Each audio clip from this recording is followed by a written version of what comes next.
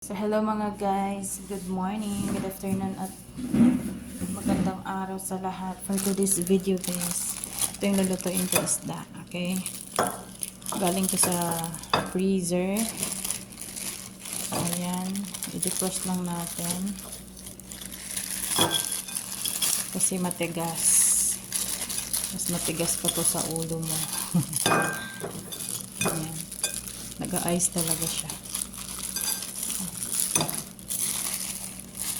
Ayan siya.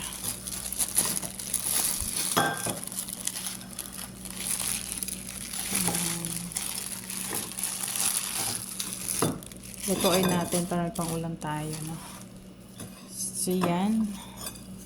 Tigas niya, oh. Nagka-ice-ice pa.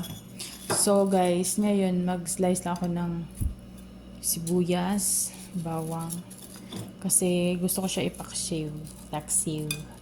Kasi may luya ako doon. So, gusto ko lang siya, andun yung kaldero ko, naka-ready na. Okay. Hindi ko na ito hugasan. Malinis na to eh. So, ayan. Dito na yan siya. Okay, dito ko na yan siya ilagay. Wala, hindi ata kasya. So, kailangan nga natin i-defrost para maputol ko siya. No? Ganyan eh. Hindi ko alam, I don't know. So, yan, defrost ko lang siya. Habang mag-slice ako ng sibuyas, no? So, ano ako para hindi mga may isda yung kamay ko. So, para siyang tilapia. Pero hindi siya tilapia. Mahal to guys. Sobrang mahal yung kilo niya. Ito yung paboritong isda ng mga Arabo. So, yan guys, no? Babalikan ko kayo mamaya. So, yan na guys, no? Inano ko na siya. Na-defrost na siya. So, ito pala siya guys, is hinati na pala to. Oh. So, nung na-defrost na siya, nakita ko, ay na, naka-slice na pala to siya. Nakaganyan na siya. So, ito yung ating sibuyas at saka bawang. Ako kasi guys, mahilig kasi ako sa bawang talaga at saka sibuyas. Kapag nagluto ako ng paksiw, ano talaga, madaming sibuyas at saka bawang. So, ayan guys, no?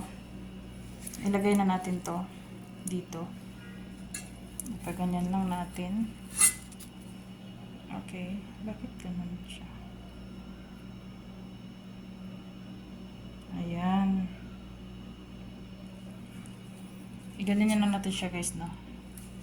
Lagay ko na siya ang ulo yan. Tapos nilagyan ko. Okay. And then dito din yung buntot. So, ganyan lang siya. Okay. Then, lagyan natin ng fish masala. Dito yung fish masala natin. Lagyan natin. Para mamaya, pag isa lang ko, hindi ko na ito bubuksan. So, dito din yung ating luya. Okay, luya natin yan. So, kukuha tayo ng 4. Oh. Luya to guys. Nilagay sa freezer. So, yan. Lagay natin dyan. Dito yung isa. Dyan yung isa. Dito yung isa. Dyan. Okay. Ganyan na siya. Then, lagyan natin ng asin. Ito yung asin. Mahirap talaga pag left hand.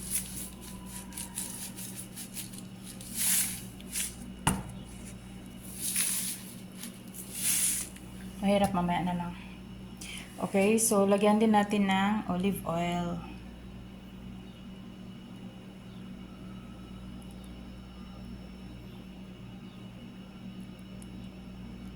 Ayan. Lubos pa ng konti na lang eh. Then after that guys, may suka ako dito hinanda. So lagyan na natin ng suka. Okay. Hirap. Okay, yan lang siya. Lagyan ko lang to ng butter mamaya. Kuha na ako ng butter, ha? Ganyan lang siya, okay?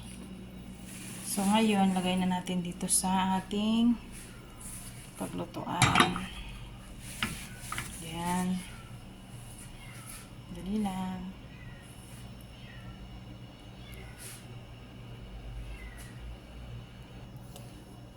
So, ayan guys, no. Lagyan lang natin ng tubig. Okay. Tubig konti lang. Tapos, dito yung butter natin. Lagyan lang natin ng butter. Para hindi mag-dry yung ating, para hindi mag-dry yung ating paksiw.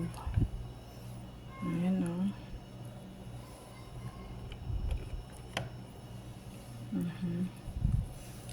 Dagdagan natin konti. So, ayan. Open ko na siya. So, ayan guys, na-open ko na siya. Okay.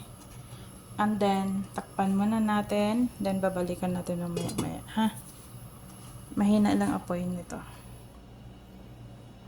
Ayan. So, ayan guys, tingnan natin. Let's check. So, kumulo na siya. Ganun na yung status niya. Okay.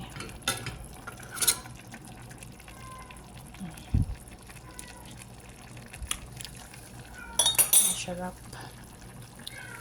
Okay. Takpan ulit natin kasi medyo ano pa. Kaya naman na natin siya. So, ayan guys, tingnan natin. Uy! Kumulo na siya.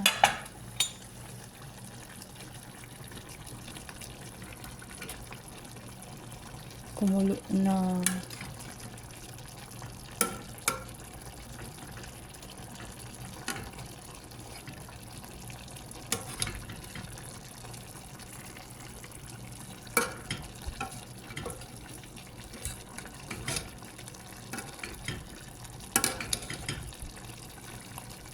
Hindi pa nabasa yung dito.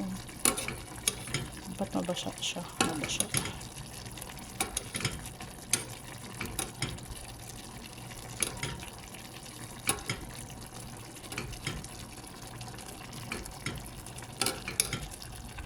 Manyan natin.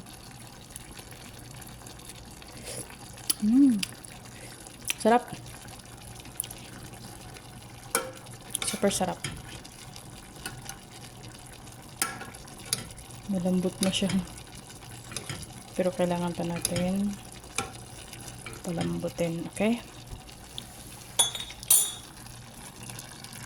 Guys, binalik na ano ko na siya. Na-turn ko na siya. May mga pusa dito ang iingay nila. Aamoy siguro nila yung aking niluluto. So, pabalik-balik sila dyan. So, intakpan natin ulit. Para lumambot talaga yung mga buto-buto niya. Guys, no, parang luto na ata. Ito pwede na to. So, this is the last silip. Pwede na siyang pwede na siya kainin. Ito na. Sarap. Grabe, ang sarap guys. So, okay na yan. I-off ko na siya. Ito na eh. Bye-bye. Thank you for watching. No, may ako dito. May pineapple. May pinya. So, i-blend ko siya. I-blend ko siya para may ano ako. May juice.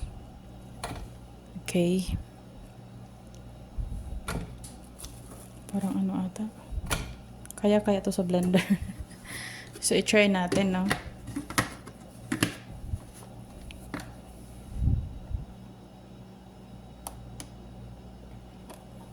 Dali.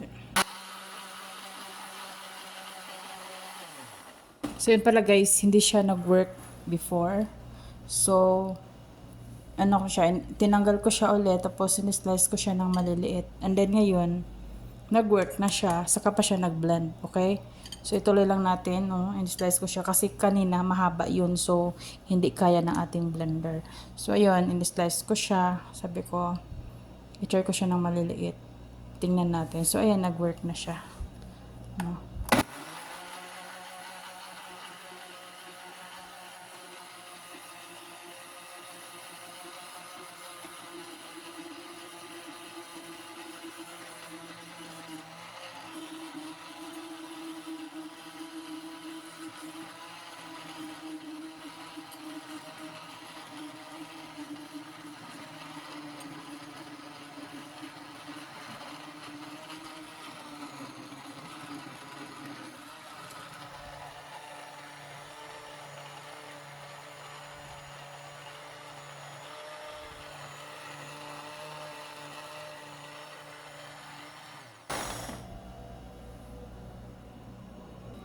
So yun guys, no, dito yung ice natin. Kumuha ko ng ice at straw. Ito yung ating pineapple juice. So lagay na natin. Ganyan lang. Okay, ganyan lang siya. Hintayin lang natin na matunaw yung ice para lumamig. Sarap guys, no? Paka-healthy nito. Binili kasi nila to sa akin yung pinya. Tapos, hindi ko nakain agad. So, sabi ko, gawin kong pineapple juice mamaya. Ayan, sarap guys. So,